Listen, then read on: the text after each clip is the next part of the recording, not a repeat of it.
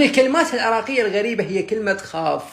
خاف ما نستخدمها للخوف، للأشياء الضائعة، بمعنى أعتقد أنه، يعني مثلا وين موبايلي؟ خاف بالغرفة، خاف فوق الثلاجة. هو ماكو شيء خوف، بس هي معناها أعتقد أنه بالغرفة، أعتقد أنه فوق الثلاجة. فالخاف هنا مو معناها الخوف. زين الخوف بالعراقي شنو؟ نقول هذا بايق هوا. بايق هوا بمعنى خائف ومرعوب، وإذا تريد تضخمها حيل تشوفه حيل خايف جدا، نقول هذا بايق طن هوا. يعني هو الهوا ما يتوزن، بس هيك يعني نكبر الموضوع. قبل شو أقول لك؟ بايق هوا كبير ما تصير، لازم تقول له طن حتى تحسسه بكمية الخوف. كافي عاد كافي هالكلمات هاي.